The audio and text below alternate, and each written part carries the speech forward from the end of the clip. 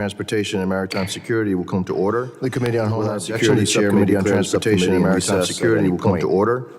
Today's hearings will examine the People's Republic of China's strategic investments in ports across the Western Hemisphere, including the United States and near the Panama Canal and the Western Hemisphere, including the United States and near the Panama Canal and from Iowa, Mr. Zach Nunn, the gentleman from Puerto Rico, Mr. Without objection, the gentleman from Iowa, Mr. Zach Nunn, and the gentleman from Puerto Rico, Mr. Pablo Jose Hernandez. I now recognize myself to sit with the subcommittee and ask questions of the witnesses.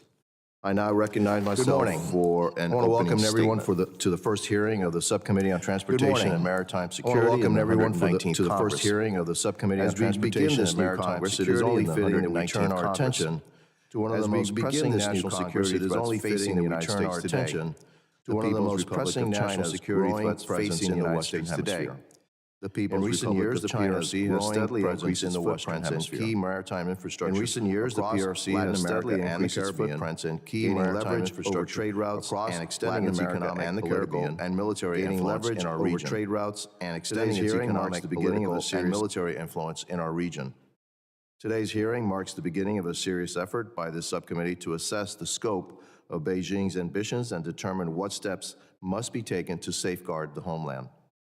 President Trump and senior officials in his administration have rightly warned about the security risks posed by Beijing's malign investments, particularly in ports near the Panama Canal, which has long served as an essential artery for global commerce and U.S. naval operations. Last week, in his first foreign trip as Secretary of State, Marco Rubio reinforced that warning during a visit to Panama, where he made clear that the PRC's presence near the canal poses an unacceptable risk.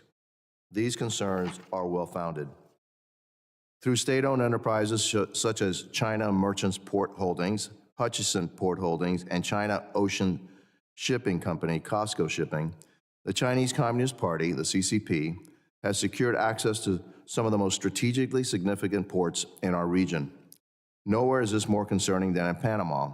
Approximately 14% of all U.S. seaborne trade moves through the Panama Canal, with an even more significant 40% of U.S. container traffic transiting it annually. Hutchinson Ports, a subsidiary of Hutchinson Port Holdings Limited, a Hong Kong headquartered company with close ties to the CCP, manages container terminals at two of the largest ports adjacent to the canal. These container terminals are located at the Port of Balboa on the Pacific side and the Port of Cristobal on the Atlantic side. This gives Beijing a strategic position over one of the world's most important waterways and provides the CCP with an opportunity to exert influence over commercial shipping, gather intelligence on American and allied vessel traffic, and potentially restrict the mobility of our Navy in a time of crisis. And while Panama has recently announced an audit of Hutchinson Ports, that's simply not enough. We don't need an audit, we need action. The United States cannot and will not accept a scenario where a foreign adversary, one that openly seeks to undermine our global standing, controls infrastructure critical to U.S. homeland security, military readiness, and economic stability. For more than 2 centuries, under the principles of the Monroe Doctrine, the United States has been the primary guarantor of stability and security in the Western Hemisphere, ensuring that trade routes vital to our economic security remain free from foreign adversarial dominance. Yet today, the CCP is aggressively working to change that reality. However, Panama is only part of the larger picture. Across the hemisphere, the PRC is securing port investment and critical infrastructure agreements in countries such as Cuba, Peru, Brazil, and Ecuador, among others. In communist Cuba, just 90 miles from my home district in South Florida, the PRC has expanded its economic and signals intelligence capabilities through facility development agreements and telecommunications investments. This raises serious concerns about Beijing's ability to conduct surveillance against the United States from inside our own backyard. In Peru, the PRC is transforming the port of Shanghai into a major trade hub for its exports to South America. This is more than an economic project. It strengthens the PRC's malign economic influence and grip over regional trade and could allow for dual-use capabilities to support future People Liberation Army's Navy operations in the Pacific. The implications of these investments for U.S. homeland security cannot be ignored. The PRC's expanding presence in Latin America has also exacerbated the illicit flow of goods, including precursor chemicals used to manufacture fentanyl. These chemicals fuel drug production and trafficking networks run by the cartels that send deadly narcotics into American communities. The CCP is complicit in this crisis, which has taken the lives of thousands, no, not just thousands, hundreds of thousands of Americans, and overwhelmed law enforcement at our southwest border. Alarmingly, these same PRC state-owned enterprises also continue to operate in U.S. ports today, which poses grave intelligence and security risk. A prime example is Costco Shipping, which the Department of Defense recently placed on its Section 1260H list of Chinese military companies due to its ties to the PRC's military, intelligence, and security apparatus. Less than a month ago, federal authorities arrested 9 individuals for their role in a massive smuggling operation that allegedly funneled nearly $200 million of counterfeit and illicit goods from the PRC into the United States through the ports of Los Angeles and Long Beach. This is the kind of illicit activity that takes place when we allow foreign adversaries, including those operating under the direction of the CCP, to gain access to our nation's critical infrastructure. The message to our partners in the Western Hemisphere must be clear. If you want to benefit from security, cooperation, and economic partnership with the United States, you must distance yourself from PRC state-owned enterprises. The CCP has no rightful place in shaping the economic and security landscape of our region. I want to thank our witnesses for appearing before the subcommittee today. I look forward to a productive discussion on how we can enhance American security in response to the PRC's increasing presence and influence in the Western Hemisphere.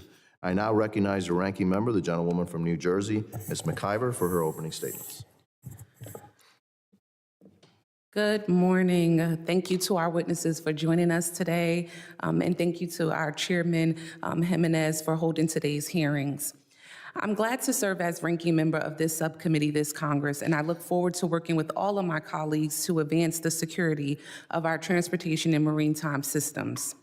Before I begin, I want to offer my condolences to the friends and families of those to the friends and families of those lost in recent aviation accidents here in Washington, D.C., as well as Philadelphia and Alaska. We must ensure travelers everywhere can board planes and get to their destination safely and securely. Now to the topic at hand. The People's Republic of China has aggressively pursued investments in ports throughout Americas and across the globe. PRC aggression requires a robust, coordinated response by the United States and our allies. Investments by Chinese state-owned companies and terminal leases at U.S. ports must continue to be reviewed carefully by the Committee on Foreign Investments in the United States, as they have been to date, and PRC investments in ports abroad must be countered by U.S. foreign aid. However, scrutinizing PRC investments in our ports only goes so far if we are at the same time opening the front gates of our government to Chinese influence. The PRC poses a threat to U.S. national security through investments not just in ports, but in all manner of foreign assets, including their top puppet, Elon Musk. Since being installed as the de facto president of the United States, Musk has acted at every turn in the interest of China and himself at the expense of American people. Musk has deep ties to China. We do not know the full extent of those ties because he refuses to file a public financial disclosure, but we do know that Musk has received hundreds of millions of dollars in loans from PRC-controlled banks to build factories in Shanghai, which are central to his business and wealth. And we know that Musk has repeatedly met with senior Chinese officials and failed to disclose those meetings despite being required to do so as a U.S. defense contractor. Musk's own Doge co-chair, Vivek Ramaswamy, has said of Musk, quote, "I have no reason to think Elon won't jump like a circus monkey when Xi Jinping calls in the hour of need," unquote. Since Inauguration Day, Musk and his affiliates have inserted themselves at multiple government agencies and gained access to government systems containing America's most sensitive personal data. Musk has also exported Americans' personal data onto unsecure personal servers for unknown reasons. One government contractor responsible for contributing to intelligence briefings for this Treasury Department called Doge's access to the department's payment system, quote, "an unprecedented insider threat risk," unquote. If my colleagues were as concerned as they profess to be about the PRC's access to sensitive U.S. critical infrastructure and data, they would not be okay with handing their constituents' information over to an unelected billionaire whose true intentions are unknown. In addition, the Musk-Trump administration has attempted to freeze grant spending, including disbursements for the Port Security Grant Program, which U.S. ports rely on to fund critical security projects. To make matters worse, Musk and his underlinings are trying to kill USAID, the agency responsible for providing foreign aid. USAID's foreign investments are vital to advancing U.S. interests abroad. In fact, USAID's investments are the best tool the United States has to counter the PRC's influence on the global stage in general and the PRC's foreign port investments in particular. USAID provides these investments for less than 1% of the federal budget. Elon Musk's net worth has increased by far more than the entire USAID budget just since Election Day, which just goes to show that he cares about his own personal enrichment, not making the government more efficient. Dismantling USAID is illegal. I'm gonna say that again. Dismantling USAID is illegal, as Congress has authorized, funded, and mandated its foreign aid programs. But beyond that, dismantling USAID is just plain dumb. At least it is dumb if your goal is to advance U.S. interests, which may not be Musk's goal. Removing U.S. foreign aid will create a soft power vacuum that the PRC will happily fill. As one former USAID official put it, and I quote, halting foreign aid, even just temporarily, will have obvious predictable results.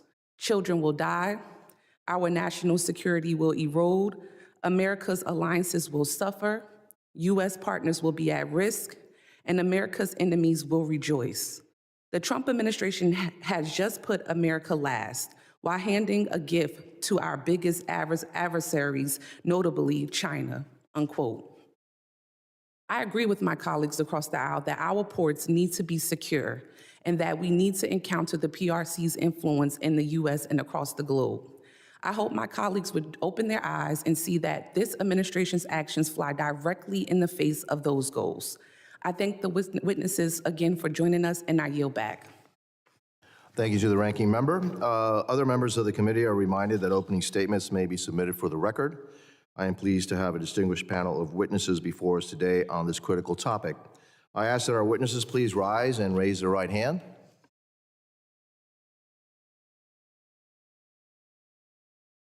Do you solemnly swear that the testimony you will give before the Committee on Homeland Security of the United States House of Representatives will be the truth, the whole truth, and nothing but the truth, so help you God? Let the record reflect that the witnesses have answered in the affirmative. Thank you, and please have a seat. I would now like to formally introduce our witnesses. Dr. Isaac Carden is a senior fellow for China Studies at Carnegie Endowment for International Peace and an adjunct professor at Johns Hopkins School of Advanced International Studies. Previously, he was an assistant professor at the U.S. Naval War College's China Maritime Studies Institute. Dr. Carden specializes in China's maritime power, including its global port development, overseas military basing, and the international law of the sea. He holds a PhD in government from Cornell University and an MPhil in modern Chinese studies from Oxford and a BA in history from Dartmouth. Dr. Matthew Kronig is Vice President and Senior Director of the Scowcroft Center for Strategy and Security at the Atlantic Council. He specializes in U.S. national security strategy, strategic competition with China and Russia, and nuclear deterrence. Dr. Kronig currently serves as tenured professor at Georgetown University, and he's also a commissioner on the Congressional Commission on the Strategic Posture of the United States. Previously, he served in the Department of Defense and the intelligence community under the Bush, Obama, and Trump administrations. He holds a PhD and MA in political science from the University of California, Berkeley, and is a life member of the Council on Foreign Relations. Dr. Ryan Berg is director of the Americas Program and head of the Future of Venezuela's Initiative at the Center for Strategic and International Studies.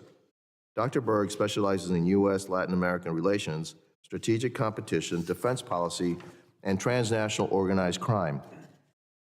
Previously, he was a research fellow at the American Enterprise Institute and a visiting fellow at Oxford's Changing Character of War program. He holds a PhD and MPhil in political science and an MSc in global governance from Oxford, as well as a BA in government and theology from Georgetown.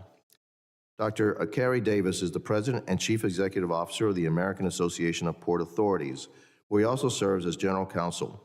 Prior to the AAPA, Mr. Davis served in the federal government as a presidential and congressional appointee for international trade and security. He holds a JD and a master's degree from the University of Pennsylvania and a BS from the University of Pittsburgh. I thank each of our distinguished witnesses for being here today. I now recognize Dr. Cardin for 5 minutes to summarize his opening statement. Chairman Jimenez, Ranking Member McIver, and members of the subcommittee, thank you for this opportunity to testify on Chinese firms' strategic port investments in the Western Hemisphere and their implications for homeland security. Chinese companies have invested in port terminals in 7 countries in our hemisphere, to include 5 terminals in U.S. ports. 2 Chinese state-owned enterprises, COSCO and China Merchants, along with the private conglomerate Hong Kong-based CK Hutchison Holdings, are the lead Chinese partner in each of these investments. Compared to other regions, Chinese firms maintain a relatively modest presence in the Americas, with investments in 15 ports out of 95 total, which represents 16% of their overall global port investments. In the U.S., Chinese firms hold minority stakes in terminals at the ports of Los Angeles, Seattle, Houston, and Miami. At Long Beach, COSCO holds a 51% stake at Pier J. These positions are generally structured as joint ventures with American firms, which are generally the lead operators. Beyond our borders, Chinese companies have made particularly strategic investments in Panama, Peru, and Brazil. Turning to homeland security implications, I assess 2 primary areas of valid concern. First, the potential for Chinese military use of these facilities to project power in the hemisphere, and second, the exposure of critical maritime infrastructure to certain physical and digital vulnerabilities. On the military front, Chinese naval presence in our hemisphere is relatively modest. The People's Liberation Army Navy has conducted only 39 port calls in the Americas over the past 27 years. That's out of a total of 413, so about 9%, with no reported calls since the year 2018.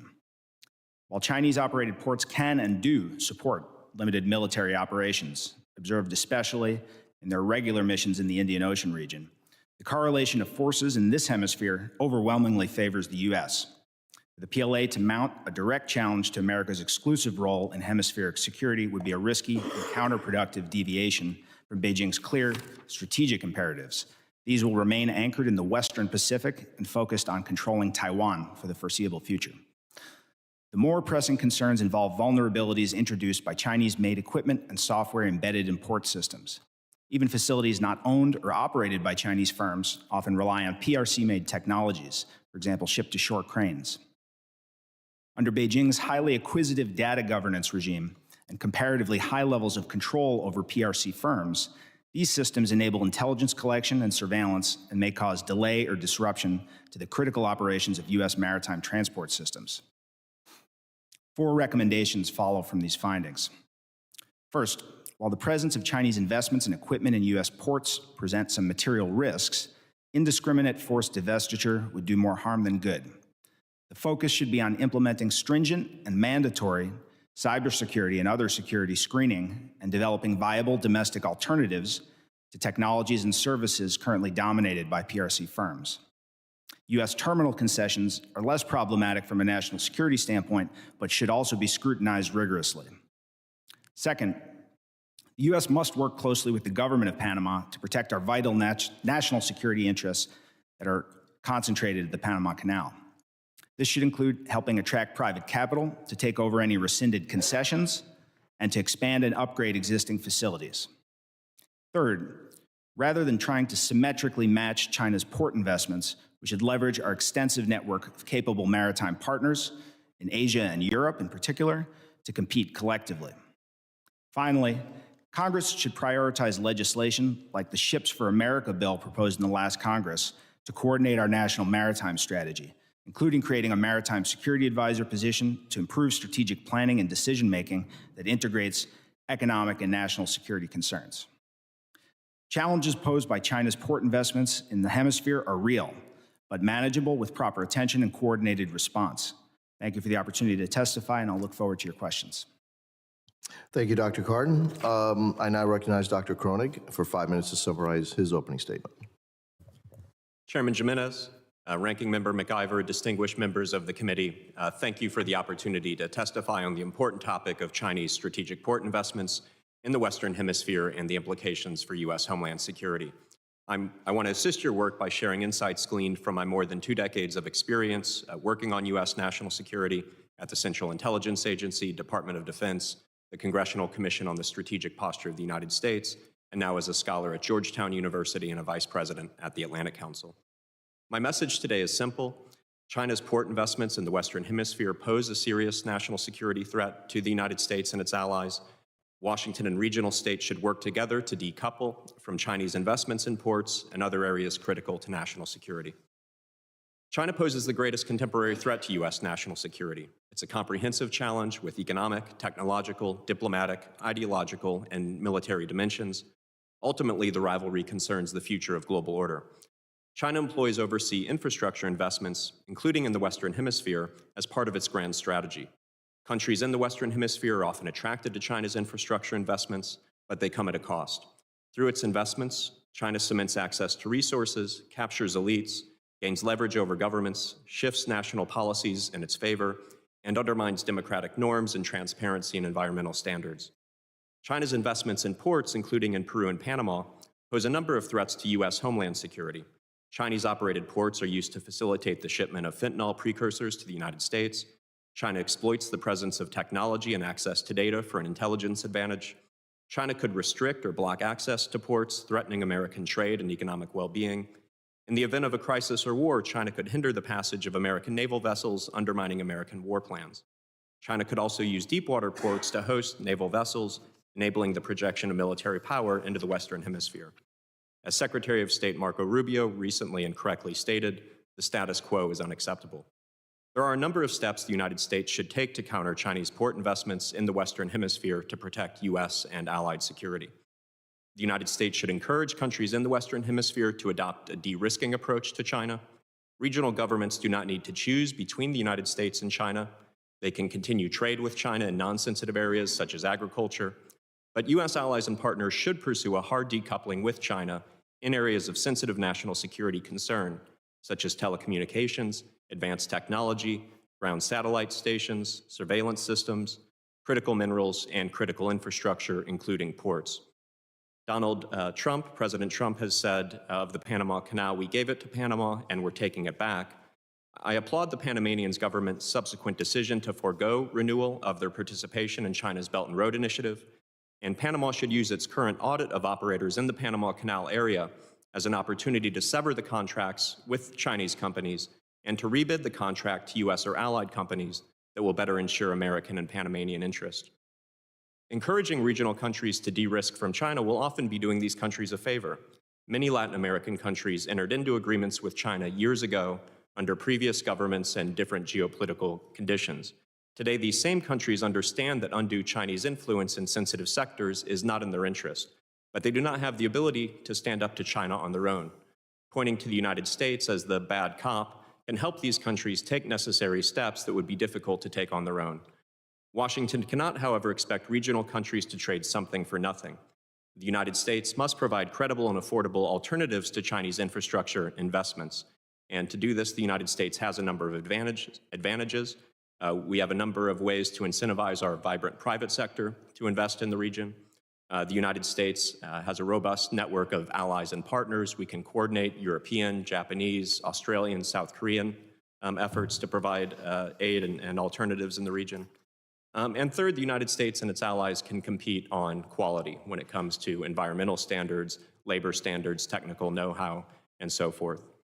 Finally, as the Trump administration looks to increase defense spending and debates regional priorities, it should boost the budget of U.S. Southern Command and increase Southcom training and exercises with regional partners. Appended to this statement is a copy of a strategy to counter malign Chinese and Russian influence in Latin America and the Caribbean, an Atlantic Council report I co-authored last year that explores these issues in greater detail and provides actionable recommendations. I'm honored that the Committee on Homeland Security has invited me to share my views on these challenges, and I look forward to taking your questions. Thank you, Dr. Croning. I now recognize Dr. Berg for 5 minutes to summarize his opening statements. Chairman Jimenez, Ranking Member McIver, and distinguished members of the subcommittee, I'm honored to share my views with you this morning on this critical topic. Concern about the People's Republic of China advancing in the construction, operation, and even the ownership of ports is nothing new. What has changed is the geopolitical and economic contexts. The United States has shaken its post-Cold War stupor. The U.S. is no longer asleep at the switch as strategic rivals set down roots in our shared neighborhood. And the United States is once again exercising its competitive muscles in geographies unaccustomed to this level of U.S. attention. According to a recent analysis by the Council on Foreign Relations, as well as a China activities dashboard maintained by the Florida International University, almost 130 ports globally have some degree of PRC ownership or operation. One distinctive feature stands out. More than half of China's ports sit on major shipping lanes and strategic choke points. In the Western Hemisphere, this has meant port terminals in at least 3 locations in Mexico, the Hutchison ports at the strategic approaches of the Panama Canal, a recently opened megaport in Chancay, Peru, plans for a deepwater port in St. John's Harbor, Antigua, a 90% stake in the port of Paranagua for China Merchants Port Holding Company in Brazil, 100% stake in the Kingston Freeport Terminal for the same company, and designs on a port near Punta Arenas in Chile and near the Drake Passage in Argentina. The PRC's military-civil fusion strategy creates risks for both soft commercial espionage and hard security risks in a potential conflict situation. Beijing's national security law amounts to a state-mandated espionage, while Southcom has highlighted several hard security risks and posture statements to this very Congress: radar and GPS jamming, physical blockades, and even containerized weapons systems. Given the importance of ports in general to the activities and global reach of transnational criminal organizations, there is also emerging evidence that Chinese-operated and owned ports could also be catalyzers of TCO group activities in illicit markets, given the PRC's reliance on opacity as a key operating principle. However, not all Chinese ports are the same. China has hundreds of thousands of state-owned enterprises, and the ones that collaborate with the PLA are mostly well-known, and many are in fact blacklisted by our government. Those SOEs should be the subject of extra focus and scrutiny. Mr. Chairman, in my remaining time, I'd like to move to some policy recommendations. First, I think we need to create a methodology for a spectrum of concern regarding Chinese-owned and operated ports. 4 criteria would be basic starting points for me. First, the location of the port, both in terms of the proximity to the U.S. homeland and its position vis-a-vis key maritime trade routes. Second, the mode of cooperation between China and Latin American host country. Third, the relationship between the host government and Beijing. And fourth, the criticality of a particular port to global trade. Second recommendation, I think we need to consider leveraging the DFC and other multilateral financial institutions to launch a port buyback program in cases where the PRC is the owner. In the cases where the PRC is the port operator, these institutions may consider supporting a program to help countries terminate agreements early and entice more transparent operators to bid on concessions that become available. The United States should also stand up a program to reduce Chinese equipment, both software and hardware, at Western Hemisphere ports. As I understand it, current U.S. law does not permit assistance to foreign ports to extricate Huawei equipment, for example, or ZPMC cranes. Third, the U.S. must find a way to make a better offer in these select and critical areas. Simply put, we need to up our game in commercial diplomacy. We should grow our commercial service by 2 to 3 times by recruiting people with a decade or more of private sector experience, including with cross-cultural skills in the regions where they'd be working.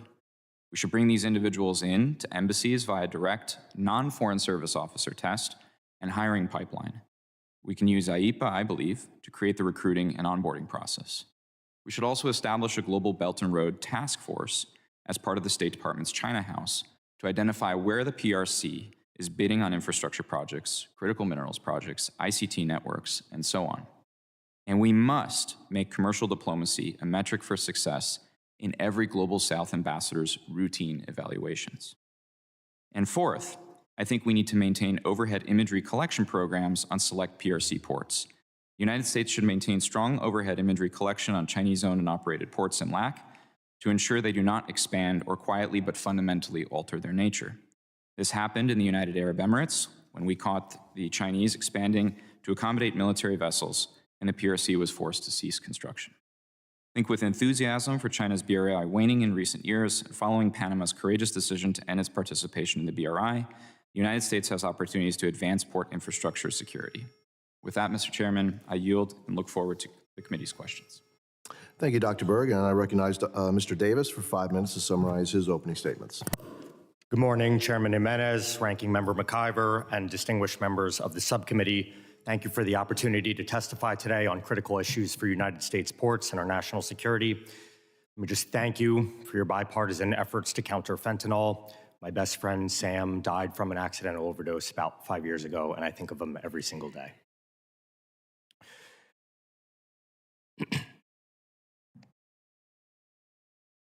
As the President and CEO of the American Association of Port Authorities, the unified voice of the U.S. port industry for the last 113 years, I'm honored to testify here.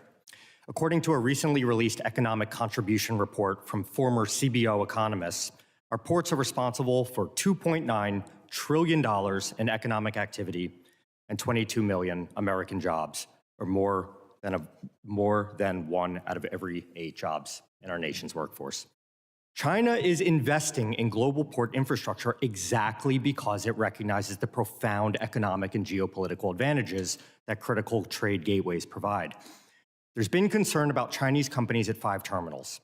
As this committee's majority report highlights, we are talking about minority stakes in a handful of leased terminals, and all tenants at U.S. ports must comply with laws, regulations, and oversight from all levels of government.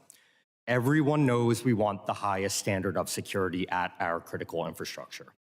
The funding enacted through the bipartisan infrastructure law was historic, designating $450 million annually from fiscal years 22 to 26 for the Port Infrastructure Development Program, or PIDP. This critical funding is oversubscribed by 4x. Unfortunately, even at the height of federal port funding here in the U.S., we lag in comparison to China, which spends well over double the U.S. in port investment. We also need to increase direct investments such as the Port Security Grant Program, which is authorized by this committee. However, it has unfortunately not been fully appropriated to its authorized level of $400 million in over a decade. Another way to secure American ports is to manufacture cargo handling equipment, which China heavily subsidizes. While it would take years to stand up production lines, near term, Congress can permit friendshoring with trusted allies to ensure U.S. ports have access to secure, reliable, and modern equipment while reducing reliance on China. AAPA recently brought American ports, terminal operators, equipment manufacturers, government officials, and other stakeholders literally to the same table to discuss how to make American-made cargo handling equipment a reality. And AAPA is going to continue leading this discussion when we host another meeting here in March in Washington, D.C., and we invite members of this committee to join us. To incentivize procurement from our allies, we can streamline the waiver process for Build America, Buy America provisions. And last year, members of this subcommittee recommended these waivers as well as incentives for domestic manufacturing. Bravo Zulu, as we say in the maritime industry.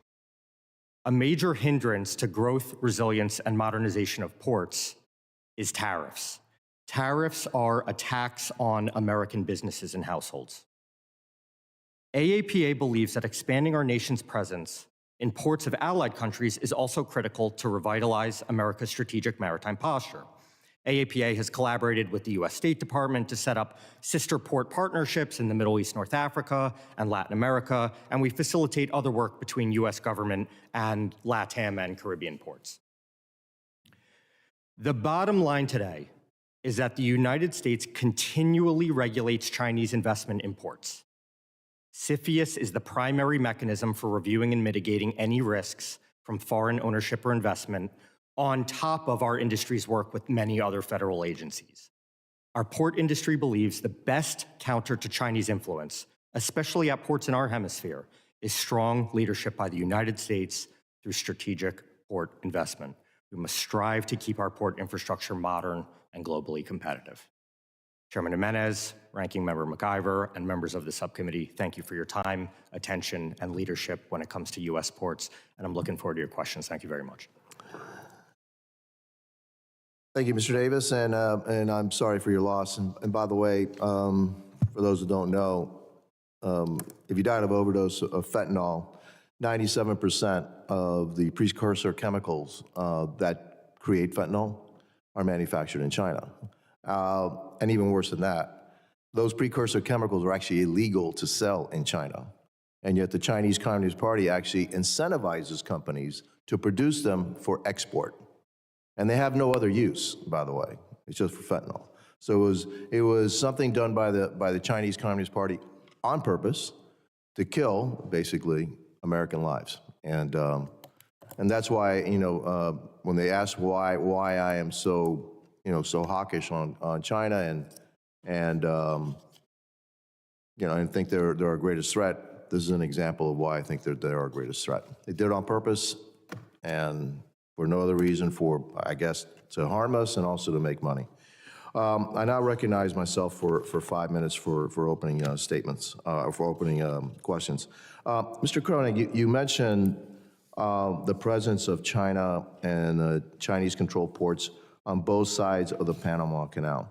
How does that pose a threat to the United States?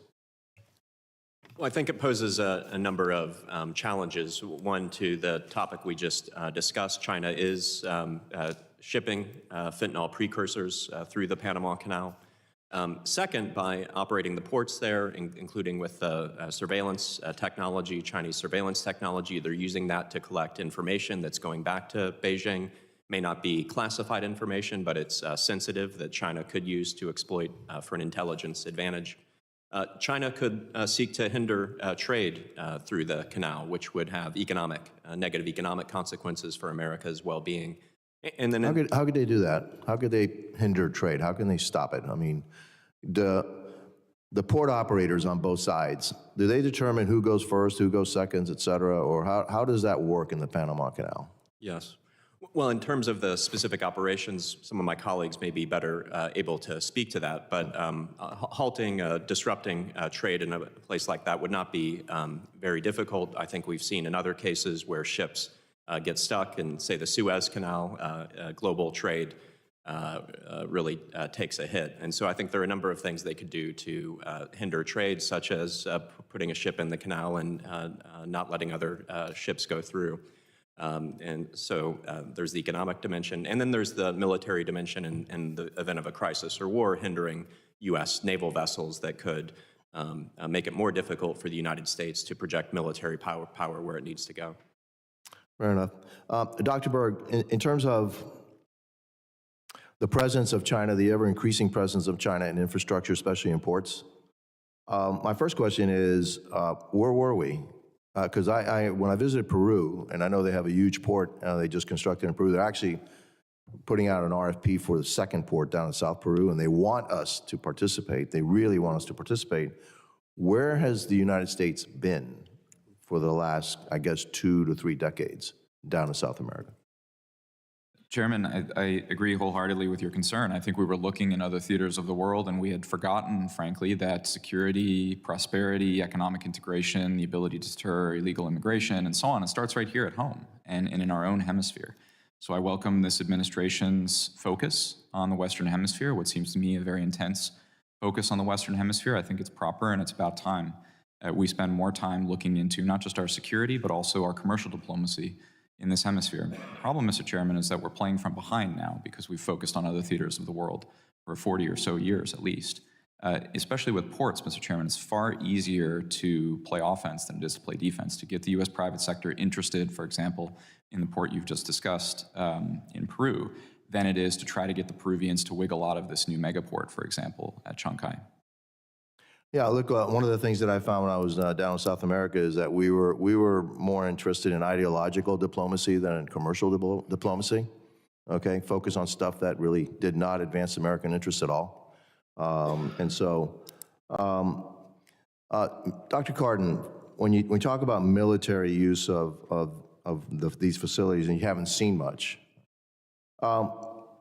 maybe my premise is that they're gonna build all the infrastructure and then they're going to appear, because if they start to appear now, then it kind of shakes us and wakes us up. But they are building that infrastructure, right? The ability to somehow then project power into our own hemisphere. They have the largest Navy in the world right now. They're building more and more ships. completely outpacing the United States in terms of other ship production. Their large Blue Navy ship production completely outpaces us here in the United States. And so, is there a threat to that? They're building the facilities. Will one day, all of a sudden, we'll see a bunch of People's Liberation Army Navy in our own hemisphere, in our own backyards? Chairman Jimenez, you're absolutely correct that pretty much any commercial port is intrinsically dual use, particularly the modern facilities that Chinese firms are constructing, owning, and operating in the hemisphere. But as you also note, there's been relatively minimal PLA operational activity in this hemisphere. And while I agree that it's possible for them to do it on relatively short notice, sailing across the Pacific, I think from a strategic standpoint, it's unlikely that Beijing chooses to make this hemisphere the area where they're trying to match up militarily against the United States in at least the near term. And the main reason for that is their overwhelming strategic focus remains in the Western Pacific, of course, Taiwan contingencies, but also the South China Sea and East China Sea. So while I think it's a reasonable concern and one that ought to be monitored, I think it's somewhat unlikely that they attempt to project large amounts of power into this hemisphere. I agree with you on short term. My time is up, and I'll just make one final statement, is that the Chinese have a very long-range point of view, and that they look at things 100 years ahead, not like us, we look at things 2 years ahead. And so with that, I'll yield, and I recognize the ranking member from, you're from? New Jersey. From New Jersey, okay. The Garden State. The gentlewoman from New Jersey, Ms. MacGyver. Thank you, Mr. Chairman. On Sunday, Vice President Vance tweeted that judges aren't allowed to control the executive's legitimate power. Then yesterday, a federal judge said the White House had disobeyed the plain text of his direction to release billions of dollars in federal grants, which Congress appropriated, but the administration has tried to freeze. Now, I'm not sure what they teach at Yale Law School, but I am an educator myself, and in New Jersey's 10th, we teach students in elementary school that the legislative branch writes the law, the judiciary branch interprets the law, and the executive branch enforces the law. This isn't hard. If this administration refuses to comply with the court orders, we will be in a scary situation in this country, not just because we will face a constitutional crisis, but also because federal grants are critical to our safety and security, including at our nation's ports. DHS administers the Port Security Grant Program, which was funded at $90 million in 2024 for critical security projects. The Port of Newark has relied on that funding, as well as funding from the bipartisan infrastructure law. Mr. Davis, how important are federal grants to U.S. port security and infrastructure? Would any freeze on these grants, like those attempted by this administration, have any impacts? Thanks for the question, Congresswoman. The federal funding for port infrastructure is critical, and I give all legislators across the spectrum a huge bravo for the attention that they've put on intermodal infrastructure funding and supply chain resilience through all the various programs at USDOT, Department of Homeland Security, et cetera, et cetera.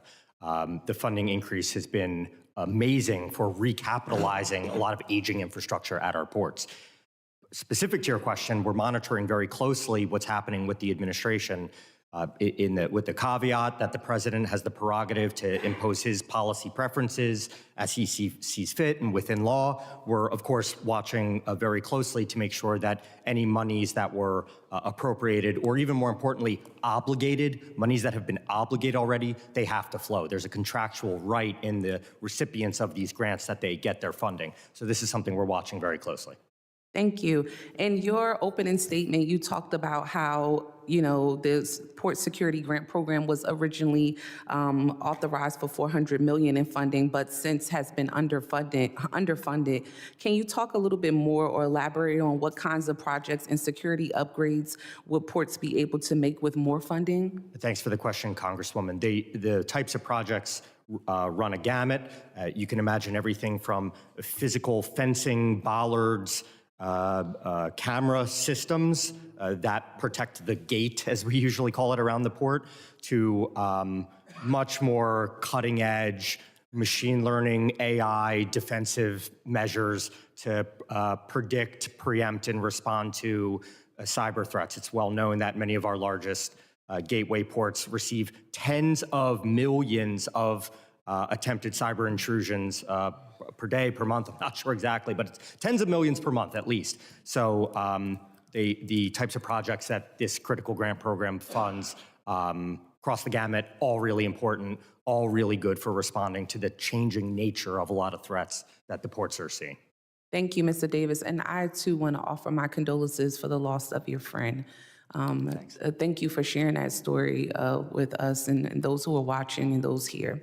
With that, Mr. Chairman, I yield back.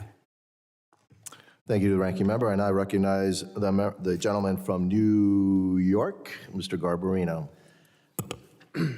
Thank you, Chairman. You're from the 6th borough, right, in Florida, of New York? Yes, I actually am. Okay.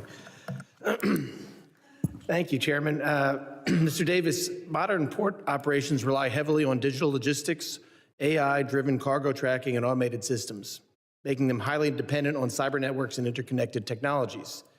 If the People's Republic of China controlled ports in Latin America or even PRC-affiliated terminals within U.S. ports were compromised, it could provide the Chinese Communist Party with the capability to conduct espionage, manipulate global supply chains, or even sabotage critical logistics operations in a crisis scenario.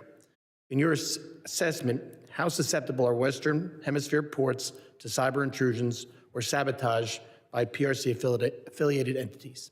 Thanks for the question, Congressman. It's a good one, especially it kind of segues nicely the changing nature of threats to ports, especially as Internet of Things, IoT, more connected equipment at the ports, right? I don't want to opine too much on what's happening at Latin American facilities because I think my fellow panelists probably have a little bit better view. But in the United States, we of course take this super seriously, whether it's daily interface with federal agencies, CISA, U.S. Coast Guard, which is the lead agency for cybersecurity at seaports, CISA, U.S. Coast Guard. I personally sit on a DHS Maritime Sector Coordinating Council where we share threat information across the maritime supply chain, not even just ports, but tug and barge, carriers, marine terminals. So we have fora, including the ISAC, Information Security Analysis Center, where we share information about threats across all the players in the chain. Ultimately, I point to the LogInc example. This was a Chinese-developed software. I'm not sure of its status in use at ports around the world, but this is a great success story of U.S. government in partnership with industry identifying something that carried too much risk that we didn't want to upload or use in our IT and OT at ports. And so we stiff-armed it and said, we're not going to use this at U.S. ports. So I see that as a great success story in terms of the collaboration with industry and government.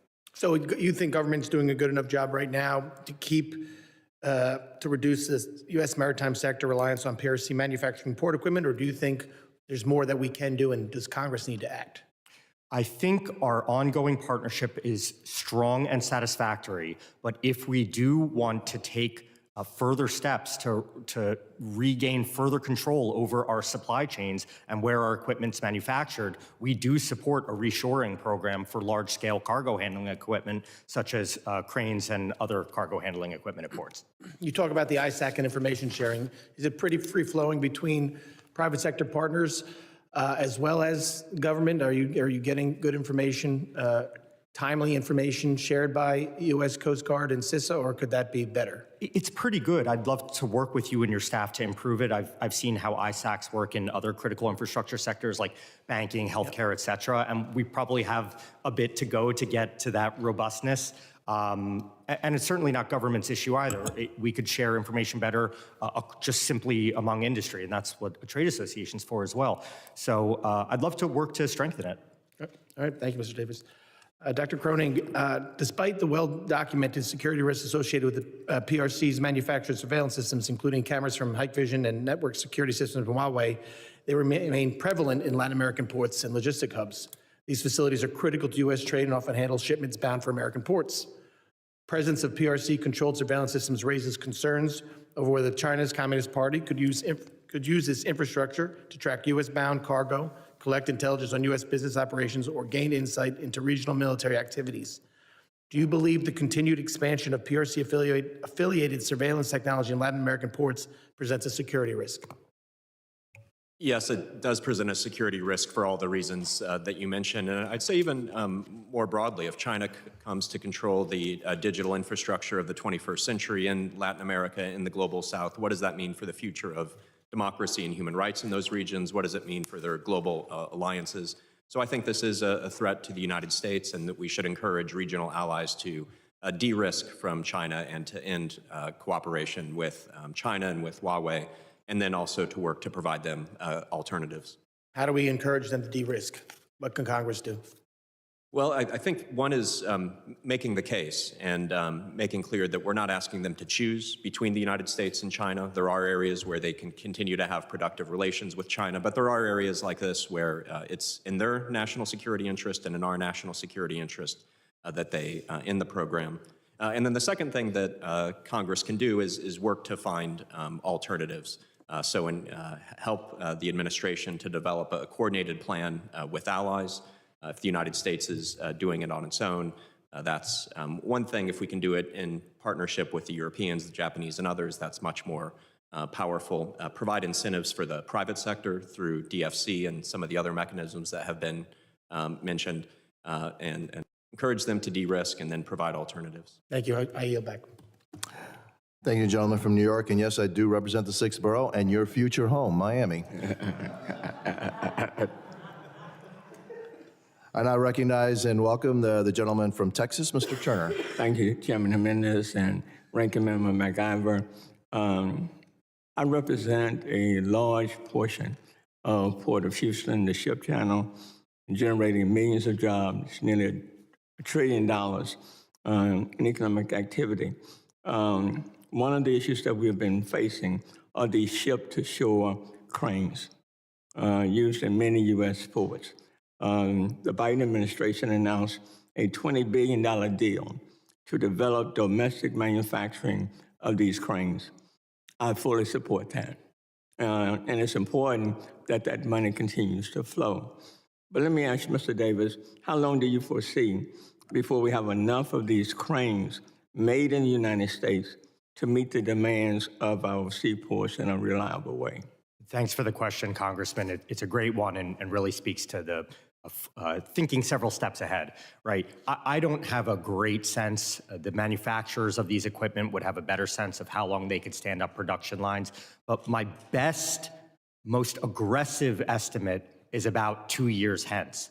And that's not from right now. That's from when, the funding's in place, the purchase orders are put down. So give or take, we're talking a 2-year timeline. That, of course, even if we were able to create a domestic manufacturing program, would take years and years and years to replace all of these key equipment at the ports.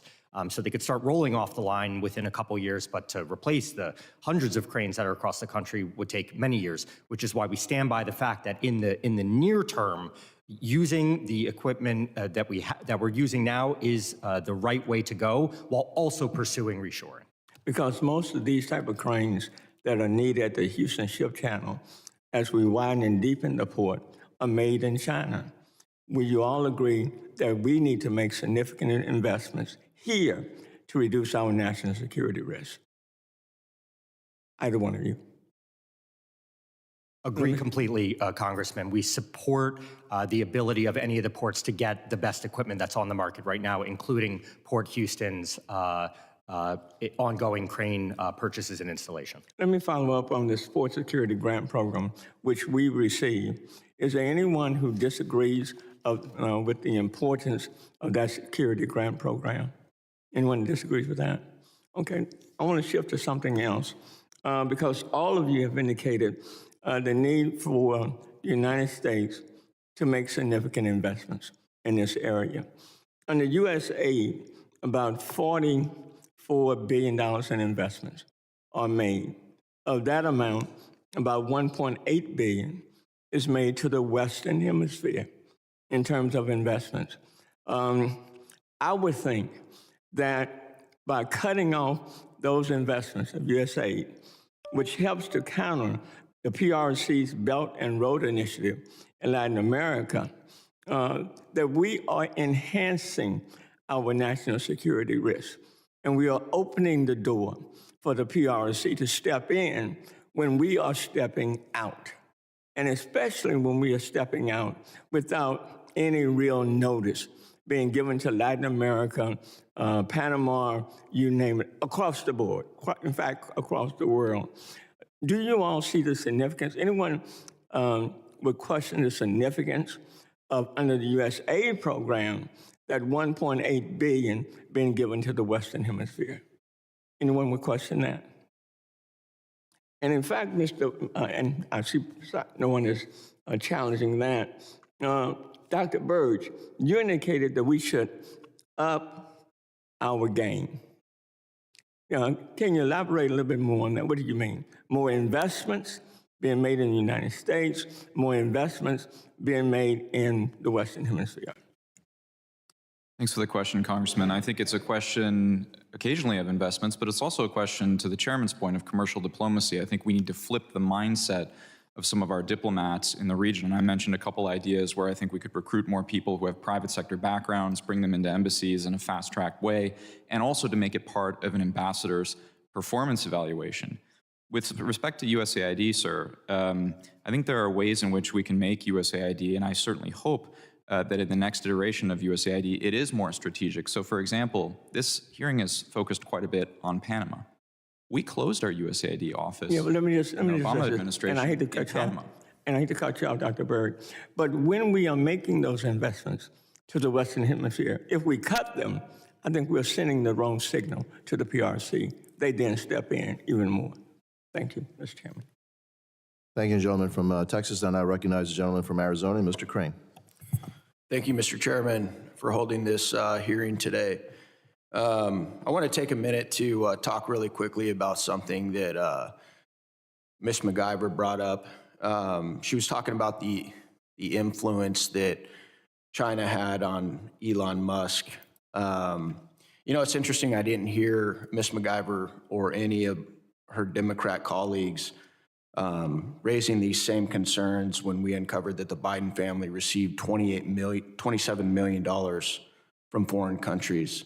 And they tried the exact same thing with President Trump in the last Congress. And the reason I think it's important to point this out is the interesting thing between Elon Musk and President Biden is Elon Musk actually owns multinational businesses, SpaceX, Tesla, Neuralink, just to name a few. So I think it's important that we make that distinction.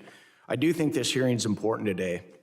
You know, when I look at what Sir Walter Raleigh famously said, he said, "For whoever commands the sea commands the trade. Whoever commands the trade of the world commands the riches of the world, and consequently the world itself." So I am concerned about what I see China doing in the Western Hemisphere.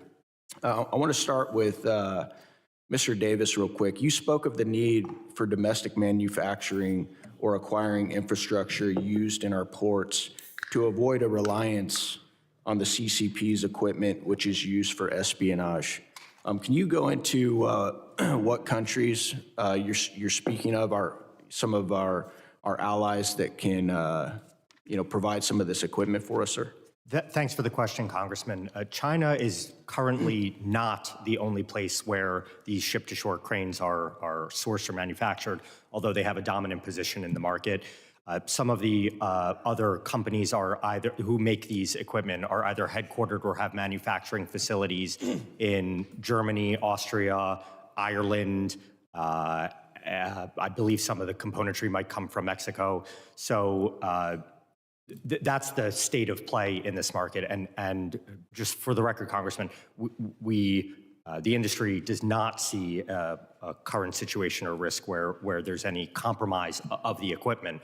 But if the United States does want to shift towards a situation where it is making or friend-shoring these equipment, certainly here at home, there are lots of manufacturers here in the United States that are penciling out what this would look like, especially if they had financial support from U.S. government. And it could also be from any of the other countries that I mentioned. Thank you. In regards to fiscal conservatism, I'm sure many of you guys know that we're approaching $37 trillion in debt.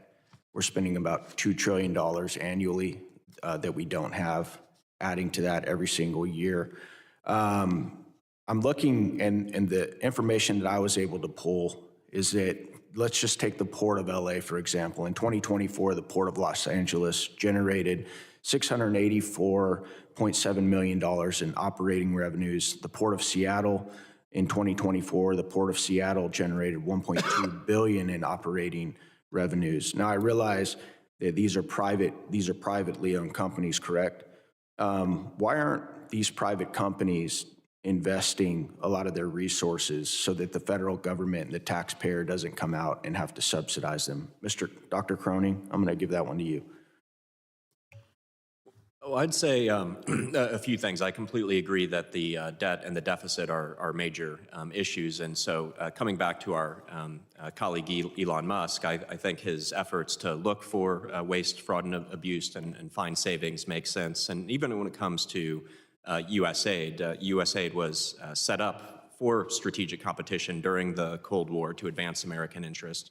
And then I think it did lose its way over time. And so I think trying to restructure U.S. foreign aid to prioritize concrete U.S. interest in strategic competition makes a lot of sense. And in terms of the decisions made by the companies operating the ports on the Western Hemisphere, I'm probably not the best to speak to that. Maybe I'd defer to Mr. Davis or to others.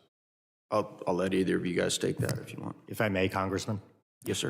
All of the port authorities in the United States are public entities. They're chartered by cities, counties, states, and many of those revenues go actually to public coffers. They go into the Treasury to pay for other services for the local urban area or county or whatever it may be. So I'd love to work with you and your staff on some of the specifics of those ports, but they're public entities that are often paying back profits into public treasury.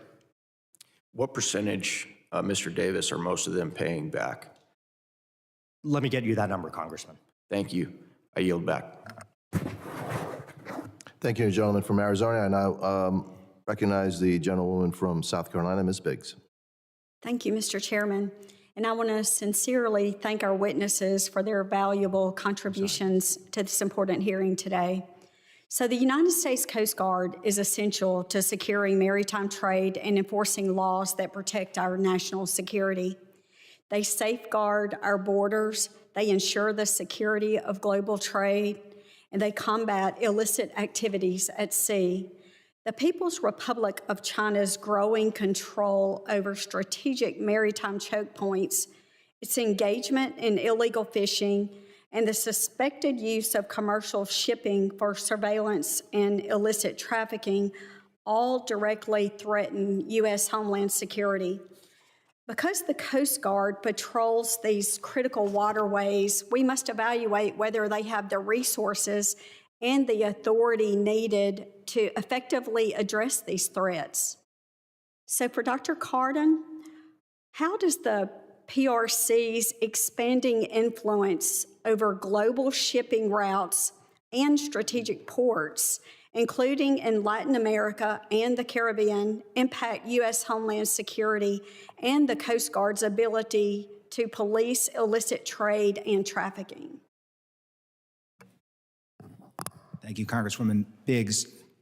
I believe that the extraordinary market share of Chinese firms in global shipping and actually across all the verticals, I'd include shipbuilding prominently, port investments, of course, shipping itself, containers, leasing, et cetera, gives China a strategic advantage in the modern economic system. We heard the Sir Walter Raleigh quote. I think that resonates with leaders in Beijing. I, for one, have studied a lot of Chinese strategists' writings about the famous American naval strategist Alfred Thayer Mahan, also a leading influence in understanding sea power as something much broader than just naval capability. The naval capability is actually subordinate to the access to markets and the freedom of maneuver around the world's oceans, and the PRC is systematically invested in those capabilities. When we think about Chinese maritime power, I would urge us to think, of course, of their growing blue water navy, but not exclusively. And in fact, if we look at where they're really, really differentiated, it's areas like shipbuilding and in overall trade volumes and in its position in global supply chains and value chains. So I do think that this poses a broad strategic threat to the United States. As I note in my testimony, I think the acute military threats from it are somewhat overstated, but that's not to say that it's not a major strategic risk. I think what I'm urging from the standpoint of legislation and policy is to really focus on rejuvenating American maritime power. Over the past 25 years, China systematically invested in its maritime power, and one could make the argument that the U.S. has systematically divested or sort of accidentally divested from it. And so I think that's really the center of gravity in our strategic competition and warrants close attention. Thank you so much. My second question is for Dr. Kronig. So given reports of PRC-affiliated vessels engaging in espionage, the illegal fishing, and smuggling, is the U.S. Coast Guard adequately resourced and authorized to confront these threats? And adding on to that, what additional capabilities or legislative measures might be necessary that we can help with? I think the U.S. Coast Guard and the U.S. military more broadly is not adequately resourced to deal with the China challenge. If we look during the Cold War, the United States spent an average of 7% of GDP on defense. Now we're spending something like 3.5% of GDP on defense, so historic lows. And so I think Senator Wicker and some others who have called for 5% defense spending makes a lot of sense. And so that should be investments in the Coast Guard. Also investments in our naval power more broadly. The United States has really fallen behind here, and it has been U.S. dominance on the high seas that has enabled really the U.S.-led order since 1945. So I think this is a major problem, and major investments are needed. Thank you so much for your comments, and I yield back. Thank you, gentleman from South Carolina. I now recognize the gentleman from Puerto Rico, Mr. Hernandez. Thank you, Chairman. I support efforts to counter Chinese influence in Latin America and the Caribbean. To do that, we need to strengthen our own ports in Latin America and the Caribbean, both for economic development and for public safety reasons. Ports like the one we have in San Juan are important for the island's economic development and emergency response preparedness. Federal investments in infrastructure are critical for strengthening U.S. port infrastructure. That itself is essential for maintaining our global competitiveness, particularly with China. However, infrastructure projects take time, and many funded by the bipartisan infrastructure law and other legislation are still underway. These projects are now threatened by the federal funding freeze, putting our island's economic growth and emergency response preparedness at risk. In the long run, this could benefit our global competitors like China. Mr. Davis, in your written testimony, you note that U.S. ports are already subject to federal oversight mechanisms designed to ensure that foreign investments in critical infrastructure do not threaten national security. How would a federal directive that freezes funding and hinders these agencies from carrying out their responsibilities compromise our national security and reduce our competitiveness on the global stage? Thanks a lot for the question, Congressman. I think you hit the nail on the head by saying infrastructure projects take time. From the time that the potential grant is noticed by the government, to the time it's awarded, to the time it's permitted, to the time a shovel hits the ground, you can see how it adds up a lot, which is why the industry, and I know many industries, are very hopeful for a bipartisan move forward on permitting reform for infrastructure projects at ports and other critical infrastructure and energy utilities and the like. So that's something we're looking forward to this Congress. But to answer your question directly, the president has his prerogative for his policy priorities that he wants for his administration, no doubt about that. But we come back to, if monies have been obligated, it's very clear that the law says they must flow to the recipients of those grant awards. So at the point that the grant is awarded to a recipient, the money has to flow eventually, and that's something we're monitoring closely. Great. And I want to switch gears quickly to emergency preparedness. So on Saturday evening, a 7.6 magnitude earthquake hit the Caribbean, and there was a tsunami advisory for Puerto Rico and the U.S. Virgin Islands. I think this tsunami advisory underscores how vulnerable regions like Puerto Rico and the USVI and the Caribbean, how we depend on strong, modern ports for emergency response and recovery should a disaster strike. What could be the specific economic and public safety impact of the federal funding freeze on infrastructure projects, particularly in regions vulnerable to natural disasters? Congressman, I'd answer the question by saying, unfortunately, natural disasters are becoming larger, more frequent, and costly, and ports are literally on the front lines of many of these coastal areas that are susceptible to them. And we estimate that the closure of a port has on the order of $5 million economic impact per day. So that really, multiply that by 1 week, and you start to see the overall toll of a disaster like that. So would you say that, in essence, these federal funding projects to strengthen our ports infrastructure could be seen as a long-term investment rather than a loss that would represent, having these weak ports that would have to close in the case of a natural disaster? I agree completely, Congressman. The return on investment is 3, 4, 5x, and I would point folks to the Association of the Society of Civil Engineers for some of their work on these figures. And this is a return on investment that would not only benefit places like Puerto Rico, but would also benefit the United States in its broader ambitions to combat Chinese influence in the region.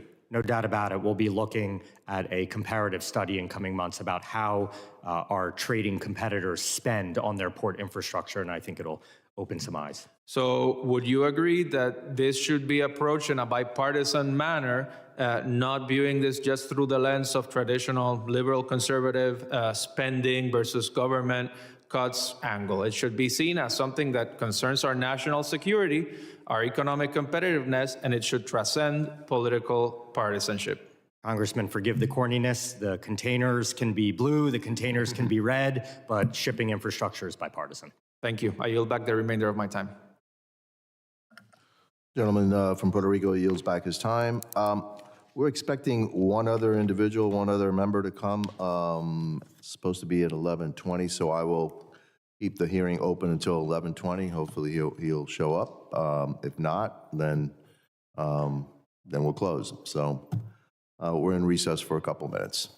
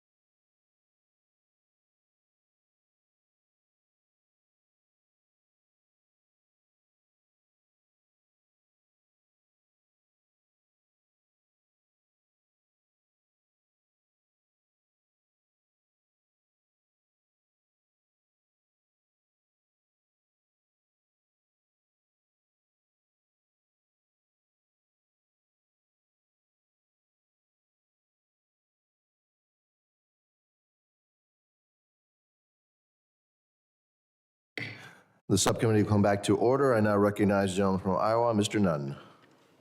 I want to begin by thanking the Chairman Jimenez, by starting off on such an important topic today and allowing me to join your subcommittee. As we all know, the CCP's global ambitions are not limited by hemispheric geopolitical boundaries. They are masters of anti-access area denial across all domains, including that in space, and have serving a threat across not just the Pacific, but around our world. Look, as a 20-year intelligence officer, including on airborne operations, I've flown reconnaissance missions along the PRC's periphery, and I've witnessed firsthand how Beijing operates. The PRC's investments are more than just about economics. They're tools for power projection, influence, and strategic positioning. Right now in Argentina, the Chinese are developing a deep space station, according to CSIS. BYD's monopoly of critical batteries, the COSCO's deep water port in Peru, and increased arms and weapon sales across China and throughout South and Central America. These are only a handful of the projects that they've undertaken, as has been highlighted today. In Latin America specifically, Beijing has employed debt diplomacy, state-controlled enterprises, and political pressure to expand its foothold. And I believe that if the U.S. gives our command and control of Southcom over to the PRC, my farmers in Iowa, manufacturers across the country, and folks just here in the United States will not only begin by thanking our new Secretary of State, Marco Rubio, for his recent visit to the region, along with his commitment to halt the CCP's investment in the region, and offer our friends in the Latin American community an opportunity to work with the United States for long-term security throughout the globe. Today's hearing is a necessary step forward, and thank you, Mr. Chair, for leading the charge on this. So I'll first speak to Dr. Ryan Berg. Dr. Berg, you are a director at CSIS. You have been making a massive investigation into China's foothold in Latin America. Many of the host nations view these investments as beneficial to themselves, either due to economic desperation or a lack of viable alternatives from the West. How effectively are the Latin American governments assessing the long-term threat that China poses to their local economies? Thanks for the question, Congressman, and it's wonderful to hear that you're consuming our products. We always love hearing members reading CSIS. Look, I think there's a fundamental problem with some of the democracies in the hemisphere. If you sign a deal to get shovels in the ground during your mandate, you might see shovels get in the ground during your mandate. You may even win a re-election based on the feeling that the country is doing major infrastructure things with the PRC, but the price to be paid is later. And so we need to get better with our messaging game, whether it's debt trap diplomacy or whether it's opportunity costs associated with some of these deals, to have leaders understand that there are costs to be paid, and they often come 2 or 3 mandates later. That's the fundamental problem here, Congressman. And too often, the best offer has been the Chinese offer because it's been the only offer. So before you entered the hearing, I spoke to a couple of the chairman's questions as well as my opening statement about how we need to increase and improve our commercial diplomacy. I'd be happy to talk to you offline about that as well. Thanks. Hey, Mr. Chair, as you know, we've seen this tragically throughout history. The Soviets doing it in Cuba and Latin America. The Chinese are much more insidious in their ability, both through wolf warrior diplomacy, but the long-term tethers that they hold over these countries who, candidly, are looking for alternative partners to not be trapped in this situation. Thank you, Dr. Berg. Dr. Cornyn, you're the Vice President and Senior Director at Scowcroft. Also incredible work that you guys have going on there. I want to talk about the PRC's growing control over port infrastructure. Obviously, the president has made this a top priority in Panama, but the deep water port investment in this area has an outsized influence. President Trump and Secretary Rubio have both emphasized the seriousness. What specifically, both diplomatically, economically, hopefully not militarily, but we did get the right to sail through, steps can the United States be taking to deter China's influence and reestablish America's presence in these regions? Yes, well, thank you, Congressman, and thank you also for the nice words about our work at the Scowcroft Center. So I think there are a number of things the United States can do, and I think President Trump has been right to see this as a major priority and to put pressure on the Panamanian government. You know, many of the governments, including the government in Panama, I don't think want this Chinese influence now. These are agreements that were entered to under previous governments, and so the U.S. pressure is in a way doing them a favor. And so as you know right now, they're reviewing some of these investments and audit of these contracts. They probably will find Chinese corruption because that's what China does. And I think that'll provide a great opportunity for them to end that contract and then rebid, and American or other Western companies can win those concessions And I think that would advance American security and Panamanian security. And I think it's fantastic that not only have the administration been able to redirect it so that U.S. naval war vessels who help protect the Western Hemisphere now can sail through that without paying a massive fee, oftentimes which goes to subsidize the Chinese. We should also recognize that the Chinese are doing more than just the hard infrastructure projects. They're deeply embedded into every software, hardware technology, the actual SCADA and control systems for these. So I want to talk to Mr. Davis here. You also, the president and CEO of the American Association of the Port Authorities. The Chinese Communist Party has embedded itself within our actual U.S. port systems here. The supply chain, the critical infrastructure, the software. This includes through port equipment like ship-to-shore cranes, which the U.S. exploited, which could be exploited for cyber espionage, logistical disruptions, or just good old-fashioned spying. How do we get around this? We've seen things like Salt Typhoon and a series of MSS, the state security out of China, threatening the United States, and very little happening to hold these bad actors accountable, whether in Latin America or right in Beijing. Thanks for the question, Congressman. I think there are three answers to it. First, it's the port industry's partnership with government and all the agencies that lead on cybersecurity or otherwise security measures at the ports, including U.S. Coast Guard, CISA, and the like. Similarly, within industry, we share ports, terminals, and other maritime players all share threats amongst each other so that they can identify malicious code, spear phishing techniques, et cetera, so that everyone's kind of on guard and seeing the same thing. And the third is a lot of the much more sophisticated and technical defensive measures that ports, operators, and manufacturers take, including replacing some of the electrical componentry and software of some of the equipment with those by known parties, some of which are United States companies. There are other sorts of measures like that, which I'd love to tell you and your staff about. We look forward to that. I want to highlight that the scope just... The gentleman's time's not expired. That's right. I yield back to the chair. Thank you. I want to thank the witnesses for their valuable testimony and the members for their questions. The members of the subcommittee may have some additional questions for the witnesses, and we would ask the witnesses to respond to these in writing. Pursuant to Committee Rule 7D, the hearing record will be open for 10 days. Without objection, this subcommittee stands adjourned.